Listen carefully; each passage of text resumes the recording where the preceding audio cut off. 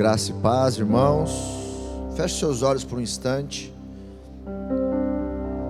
Aonde você estiver agora. Nós cantamos aqui que basta uma palavra de Deus para que a situação mude, para que a circunstância mude, para que o cenário mude, para que a vida mude. Eu declaro a tua sorte sendo mudada agora, no nome de Jesus. Eu declaro na tua casa, aí na sua vida financeira, na sua saúde, nas suas emoções, a vitória de Deus, o poder de Deus te alcançando, te transformando essa situação. No nome de Jesus, seja agora tocado aí onde você está.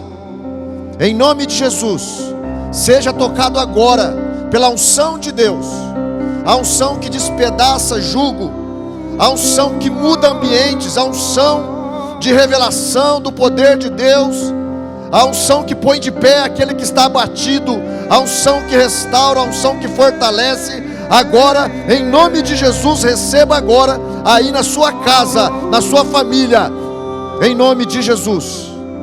Em nome de Jesus, creia agora na palavra de Deus sobre a sua vida, em nome de Jesus Cristo. Amém. Aleluia. Glória a Deus. Que a graça e a paz do Senhor Jesus Cristo esteja com você, com a sua família. Abra sua Bíblia no livro de 1 Pedro, capítulo 5. 1 Pedro, capítulo 5, no verso 12. Nós vamos falar nessa noite a respeito da graça de Deus, a verdadeira graça, a genuína graça. Nós vemos nos dias de hoje muitas coisas sendo faladas a respeito da graça, de uma graça aonde se pode tudo, de uma graça aonde se permite tudo, dizendo-se que o amor de Deus permite-se tudo, dizendo-se que quem está no amor de Deus não será afastado dele. Enfim, nós vamos ver aqui na primeira carta de Pedro, o que Pedro diz a respeito da graça do Senhor. No verso 12 do capítulo 5 diz assim: com a cooperação de Silvano, a quem considero irmão fiel, eu vos escrevi resumidamente, encorajando-vos e testemunhando que esta é a verdadeira graça de Deus. Em algumas versões está: esta é a genuína graça de Deus. Nela, pois, permanecei firmes. Meus irmãos, minhas irmãs, nós vivemos numa constante mudança, e quanto mais agora nesses dias, depois que a tecnologia vem avançando de forma tão rápida, nós estamos passando por várias revoluções em várias áreas, nas áreas das vacinas, as vacinas que se demoravam para ficar prontas em questão de décadas, de anos. Agora nós vemos uma vacina ficando pronta em cerca de um ano, por causa da tecnologia. Nós vemos que depois da Revolução Industrial, depois do tempo da monarquia, as transições que aconteceram, nós vivemos agora uma transição onde os nossos celulares já não são usados para fazer ligações, na maioria das vezes. Nós agora usamos os celulares mais para mensagem, para redes sociais, para e-mails, para tantas outras coisas, para pesquisas, para consultar o Google, para tantas outras coisas. Até como tradutor nós usamos o nosso celular, mas cada vez menos usamos para ligação, na verdade, para telefonemas, na verdade. Até os planos de telefonia mudaram. Nós contratávamos planos por minutagem, quantos minutos você vai querer no seu plano. E hoje nós contratamos planos pelo pacote de dados, né? Qual é o pacote de dados que você quer para o seu plano? Mas uma coisa que permanece, uma coisa que não muda, uma coisa que vai continuar sendo eternamente é a respeito da graça de Deus. Pedro está falando aqui, esta é a genuína graça, esta é a verdadeira graça, não uma graça que está sendo pregada de forma tão diferente dessa, uma graça barata, não, esta é a verdadeira graça. E eu queria que você acompanhasse comigo aí, na sua casa, onde você está, que você acompanhasse aí no verso 1 do capítulo 5, o que essa graça que Pedro está dizendo, o que a verdadeira graça significa. Nós vemos aí verso 1, capítulo 5, e agora uma palavra aos presbíteros em seu meio. Eu que também sou presbítero, testemunhei os sofrimentos de Cristo e também participarei de sua glória quando ela for revelada. Assim, peço-lhes que cuidem do rebanho que Deus lhes confiou com disposição, e não de má vontade, não pelo lucro, mas pelo desejo de servir a Deus. Não abusem da sua autoridade com aqueles que foram colocados sob seus cuidados, mas guiem-nos com seu bom exemplo. Então, uma das coisas que a graça verdadeira significa é serviço. Meu irmão e minha irmã, os seus pastores, nós presbitério, pastores, você deve ver em nós esse amor, esse cuidado, esse serviço. Deve haver no presbítero, no pastor, esse amor pelo rebanho de Deus, esse zelo pelo rebanho de Deus, que Deus confiou aos seus pastores, aos seus presbíteros. É isso que deve ser latente na vida de qualquer líder eclesiástico, na vida de qualquer pastor, profeta, apóstolo, mestre, evangelista, enfim. Esse cuidado, esse amor, esse zelo, essa disposição em servir, em te servir com a palavra, em te servir com conselhos, em te servir com orações, em te servir com intercessões. Esse serviço faz parte do que significa a graça, a verdadeira graça de Deus. A graça significa servir, e nós temos que ser exemplos, bons exemplos, para que toda a igreja, todo o rebanho do Senhor, a igreja de Jesus Cristo, também tenha essa disposição em servir, essa disposição em se doar, em querer fazer algo em prol do reino de Deus. Então, uma das coisas que a graça significa é serviço, amém? Uma outra coisa que a graça significa, 1 Pedro capítulo 3, no verso 13, a graça genuína significa sofrimento. E quais as razões para esse sofrimento? Verso 13 diz assim: quem é que desejará lhes fazer mal se vocês se dedicarem a fazer o bem? Mas ainda que sofram por fazer o que é certo, vocês serão abençoados. Portanto, não se preocupem e não tenham medo de ameaças. Meus irmãos, a graça de Deus significa sofrimento, significa que mesmo que nós venhamos fazer o bem, mesmo que nós estejamos andando no caminho correto, mesmo que nós estejamos debaixo da palavra, debaixo da orientação de Deus, nós vamos passar por lutas, nós vamos passar por momentos difíceis, nós vamos passar por sofrimentos. Mas Pedro está dizendo aqui, por qual tipo, qual a razão de sofrer? As pessoas vão nos perseguir porque estão nos vendo fazer o bem, porque nos viram saindo daquela vida de pecado, nos viram saindo daquela vida toda errada, longe do coração, longe da palavra de Deus, para agora fazer aquilo que Deus quer, aquilo que agrada a Deus, e as pessoas vão ficar irritadas com isso, e guiadas pelo diabo, guiadas pelo sistema deste mundo, elas vão nos atacar, elas vão nos perseguir. Mas Pedro fala para nós não nos preocuparmos e não ter medo disso, porque no final nós seremos abençoados. Vou repetir o verso 14: mas ainda que sofram por fazer o que é certo, vocês serão abençoados. Deixa eu te falar, Às vezes você está passando por um momento desse, onde você está fazendo tudo certinho, você está jejuando, você está buscando a Deus, você está orando, você está indo nos cultos, você está em comunhão com o Senhor, e está sofrendo perseguição, está passando por momentos de sofrimento. Não se entristeça por isso, nem desanime. A palavra de Deus diz que nós iríamos passar por isso.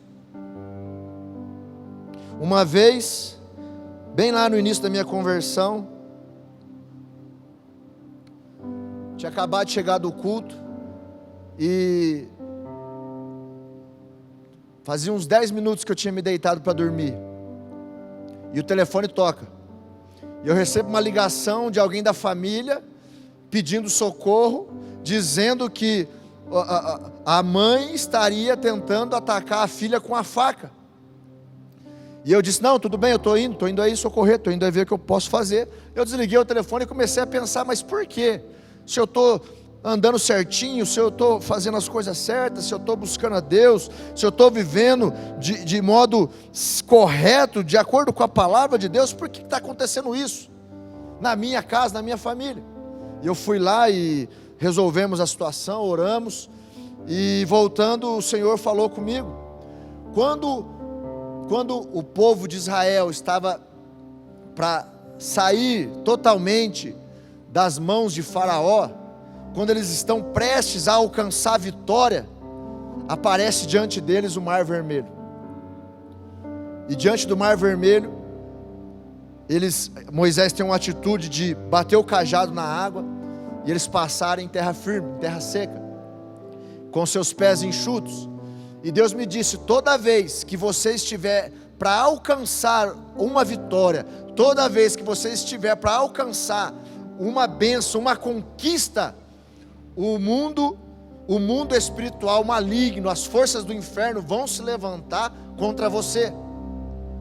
E aí então eu pude entender aquilo, eu glorifiquei ao Senhor, e eu comecei a entender que a vida cristã, a graça a qual eu fui inserido, a salvação que o Senhor me deu pela sua graça, haveria momentos em que eu teria que sofrer, haveria momentos em que eu ia passar por apertos, e por isso nós não podemos desanimar, nós não podemos ficar tristes ou abalados por isso, porque há uma promessa: não se preocupem e não tenha medo, vocês serão abençoados. Outra coisa, no verso 18, diz também que Cristo também sofreu, pois Cristo também sofreu por nossos pecados, de uma vez por todas, embora nunca tenha pecado. Ou seja, nós vamos sofrer por praticar as coisas corretas, isso vai acontecer, mas tenhamos o exemplo de Jesus, porque Ele não pecou, Jesus não pecou e sofreu,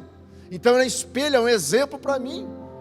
Então por isso que nós vemos muitas vezes na palavra de Deus, os apóstolos, os discípulos, eles se regozijando pelos sofrimentos que estavam passando. Amém? Outra coisa, diante desses sofrimentos, qual tipo de reação que eu devo ter? Aqui Pedro está falando a respeito do sofrimento, a graça, essa graça, a graça verdadeira significa sofrimento, mas quais as reações que nós devemos ter em meio ao sofrimento? No capítulo 4, no verso 19, diz que, portanto, se vocês sofrem porque cumprem a vontade de Deus, continuem a fazer o que é certo e confiem a sua vida àquele que os criou, pois Ele é fiel. Deixa eu te falar, quando você passar por momentos assim, de luta, alguém te zombar, alguém te afrontar, porque você está fazendo aquilo que é certo, porque você está obedecendo a Deus, porque você está de acordo com a palavra, não confia na sua inteligência, não confia na sua força, não confia naquilo que você sabe fazer. Confiem no Senhor, confiem sua vida no Senhor, porque Ele te criou e Ele é fiel. Ele é fiel, Ele está te vendo, Ele está observando, Ele está cuidando de você. Nós lemos lá no livro de Mateus que o Senhor estaria conosco até a consumação dos séculos, assim como a Gabi está aqui do meu lado, Jesus está contigo aí na sua casa. Não se esqueça disso, até a consumação dos séculos. Então pode confiar no Senhor, pode crer, pode confiar a sua vida àquele que criou a sua vida.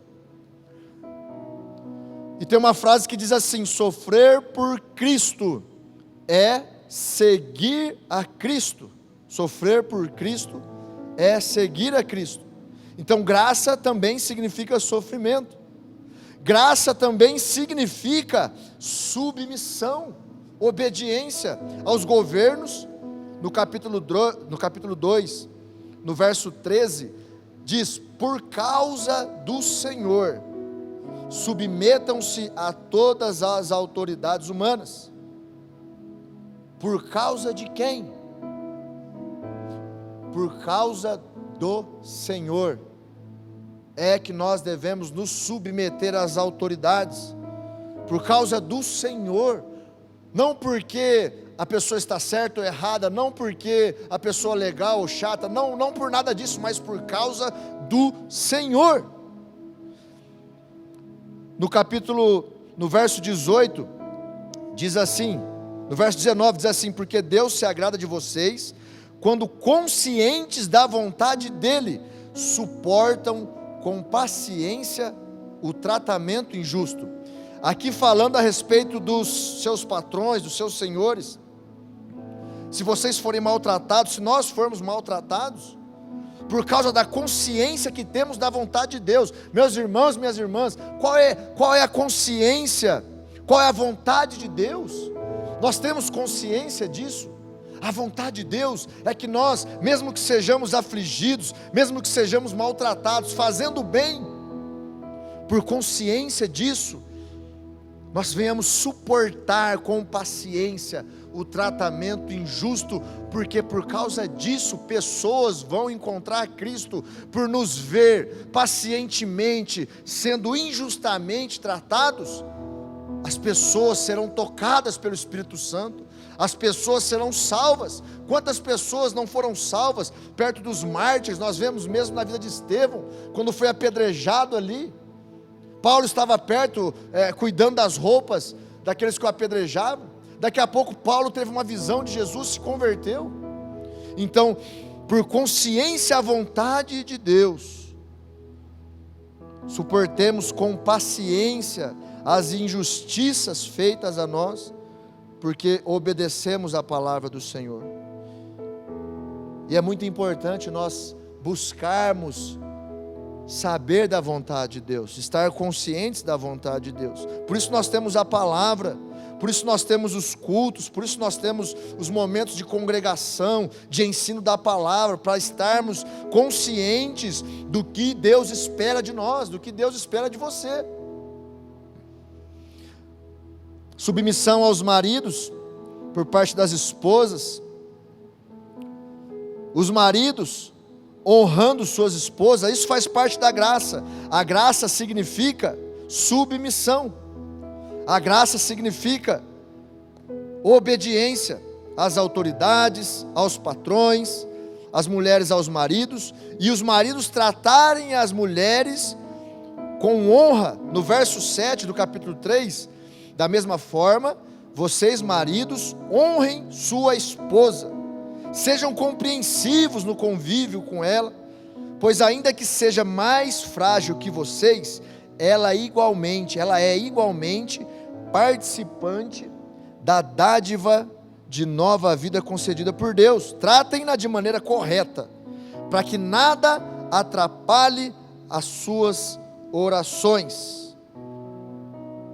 Sujeição e honra são chaves para eu ser abençoado. Sujeição e honra são chaves para eu ser abençoado. A graça também significa equilíbrio, sobriedade. No capítulo 1, no verso 14, Pedro diz assim: sejam filhos obedientes, não voltem ao seu antigo modo de viver, quando satisfaziam os próprios desejos e viviam na ignorância. Agora, porém, sejam santos em tudo o que fizerem, como é santo aquele que os chamou. Então a graça, meus irmãos, não é você poder fazer tudo o que você quer.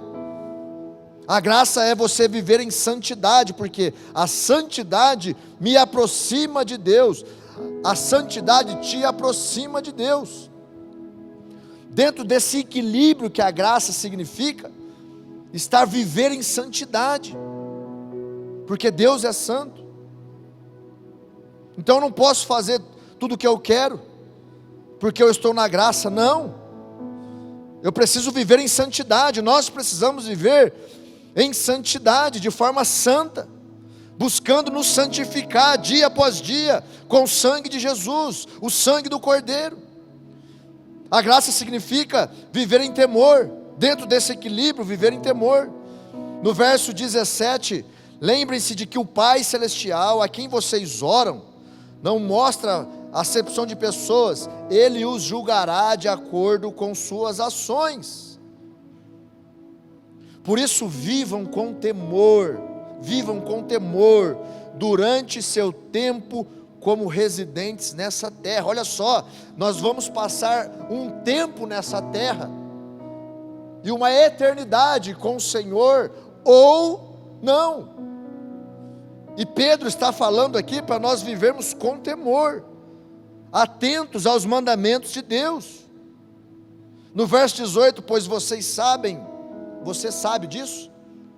Que o resgate para salvá-los do estilo de vida vazio que herdaram dos seus antepassados, não foi pago com simples ouro ou prata, que perdem seu valor, mas com o sangue precioso de Cristo, o Cordeiro de Deus, sem pecado, nem mancha. Por isso devemos viver em temor, porque aquilo que pagou o preço do nosso pecado, foi além do ouro, foi além da prata, foi além de todos os bens desse mundo natural, mas foi com o sangue precioso de Jesus Cristo, que nos lavou, que nos remiu, que nos trouxe de volta para o Pai, para ter comunhão com o Pai.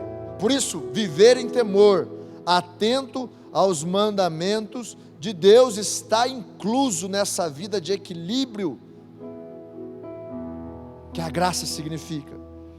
No verso 22, capítulo 1, uma vez que vocês foram purificados de seus pecados, quando obedeceram à verdade, tenham como alvo agora o amor fraternal sem fingimento. Amem uns aos outros sinceramente de todo o coração. Tenham como alvo, está dentro da graça, o amor, o amar o próximo, o amar as pessoas, inclusive os meus inimigos, inclusive aquele que peca contra mim mais de 70 vezes 7. Está incluso esse amor sem fingimento, esse amor verdadeiro. Tem versões que Pedro diz assim, com um amor ardente. E eu lembro que o pastor Pedro falou assim, ele sempre comenta a respeito de Pedro, né? Que Pedro sempre foi assim, o mais exagerado dos discípulos ali, né? E eu imagino Pedro falando, e você vai ver essa palavra ardente, pelo menos mais umas 2 vezes nas cartas de Pedro. E ele fala, amem de forma ardente o seu irmão, sem fingimento, ou seja, nós precisamos amar em verdade, de verdade, sem fingimento. Esse deve ser o nosso alvo. Pedro está falando aqui que dentro da graça que nós recebemos, dentro da graça de Deus que nos alcançou, nós precisamos amar os nossos irmãos, nós precisamos amar sem fingimento. Aleluia. Grave isso, é meu dever amar aqueles por quem Jesus morreu. É meu dever, é seu dever amar aqueles por quem Jesus morreu.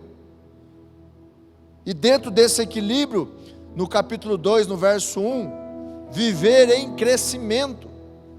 Pedro diz assim, a partir do verso 2: como bebês recém-nascidos, desejem intensamente o puro leite espiritual, para que por meio dele cresçam e experimentem plenamente a salvação, agora que provaram da bondade do Senhor. Meus irmãos, nós quando nascemos de novo, nós somos como bebês, mas os bebês crescem E nós que nascemos de novo em Cristo, nós precisamos crescer na fé. A nossa vida cristã deve estar em constantemente crescimento como um bebê, desejando o verdadeiro leite espiritual, de forma intensa, aquele leite puro, para que cresçamos e experimentamos plenamente a salvação.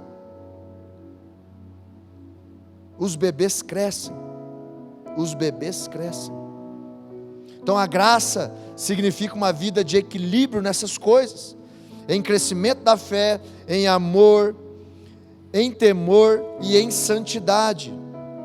Essa é a genuína graça, essa é a verdadeira graça. E a graça, Pedro também diz, que a genuína graça também significa segurança. No capítulo 1, no verso 3, Pedro glorifica o Senhor, o Pai, o Filho. Presta atenção: todo louvor seja a Deus, o Pai de nosso Senhor Jesus Cristo, por sua grande misericórdia, Ele nos fez nascer de novo, por meio da ressurreição de Jesus Cristo dentre os mortos. Agora nós temos, você que nasceu de novo, você que é crente em Jesus, você que é cristão, nós temos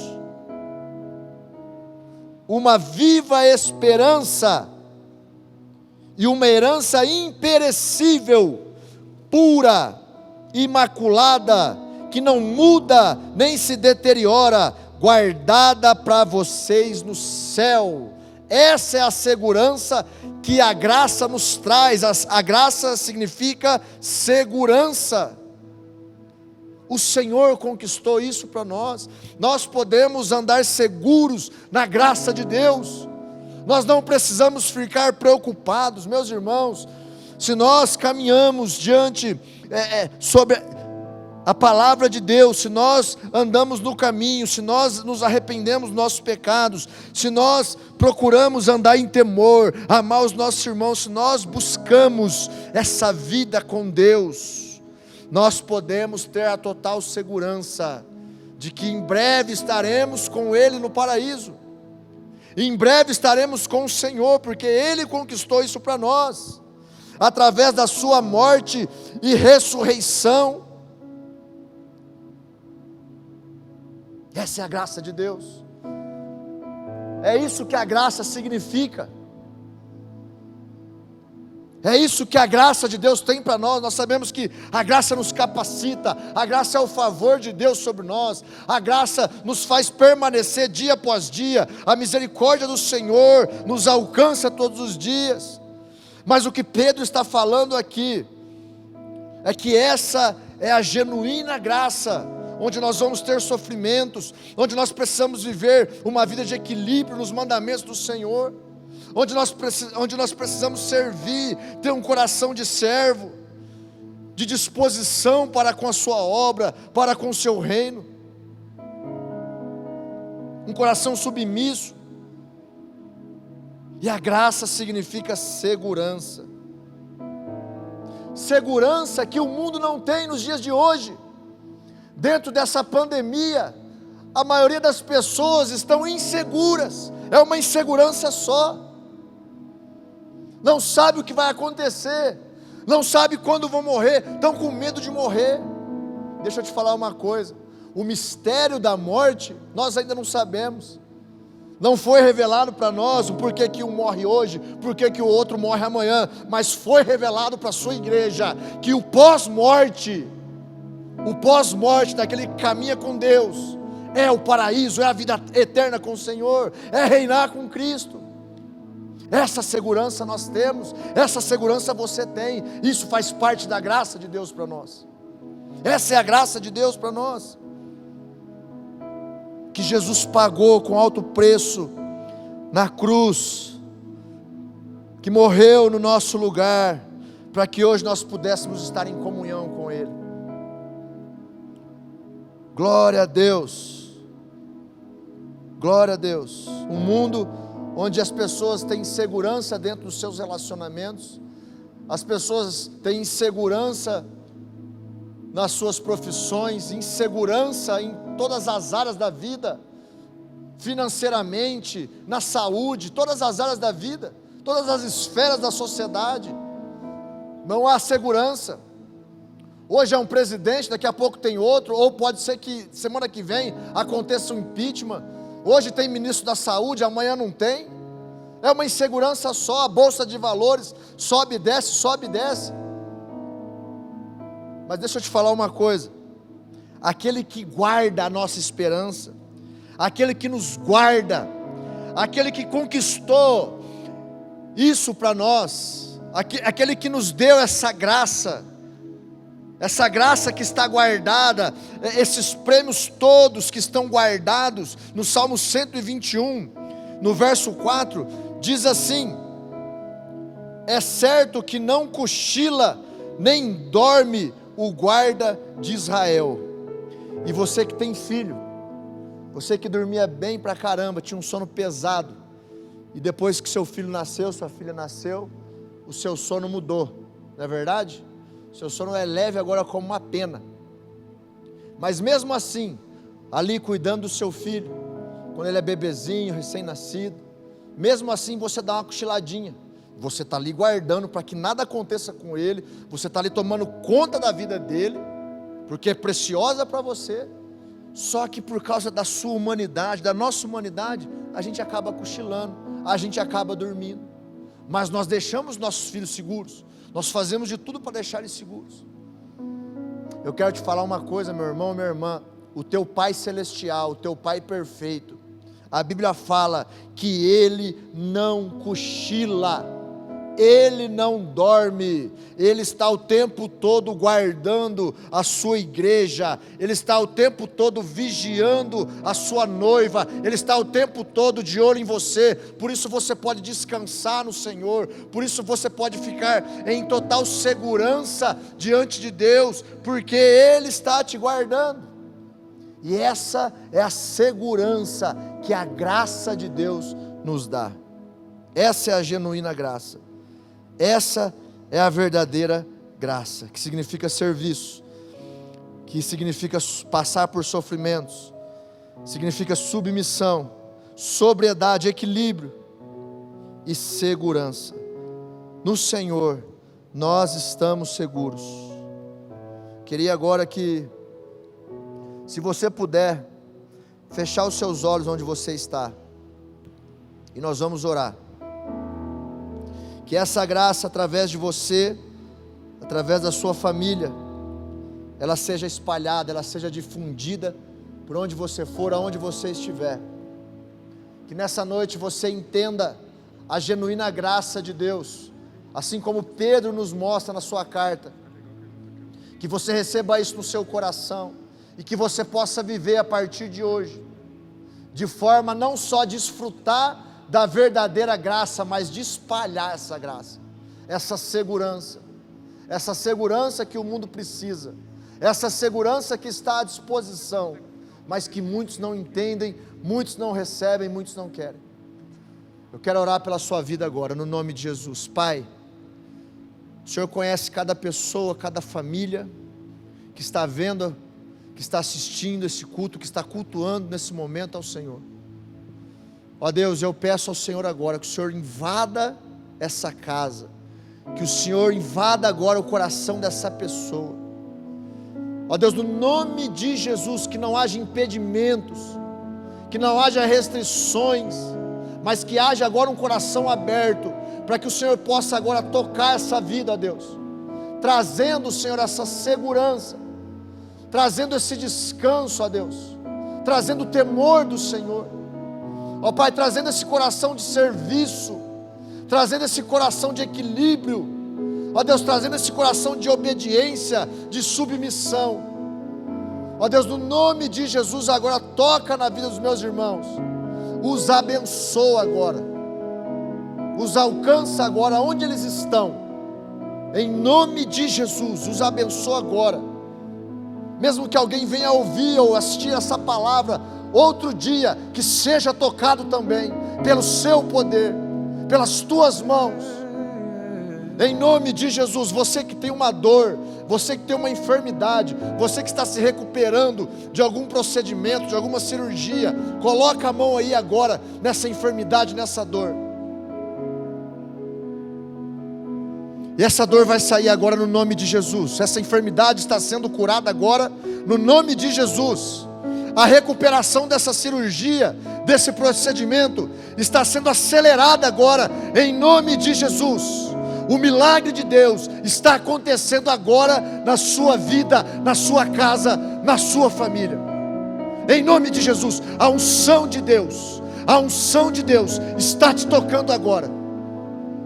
Em nome de Jesus, receba pela fé, receba agora o sobrenatural de Deus na sua vida. Em nome de Jesus, se você ainda não orou, entregando a sua vida para Jesus, entrega a sua vida agora para Jesus. Entrega agora os seus caminhos. Confesse Ele como seu Senhor, como Salvador da sua vida. Diga assim: eu entrego a minha vida para Jesus agora. Eu confesso que Jesus Cristo é o meu Senhor, é o meu Salvador. Senhor, escreve o meu nome no livro da vida agora. Eu te entrego a minha vida. Repita essa oração. Entregue a sua vida para Jesus agora. Em nome de Jesus, esteja seguro com aquele que não dorme, com aquele que não cochila. Em nome de Jesus, que o Senhor te abençoe. Toda a sua casa, toda a sua família, toda a sua história, que seja escrita uma nova história sobre você hoje, em nome de Jesus. Em nome de Jesus, que o Senhor te abençoe.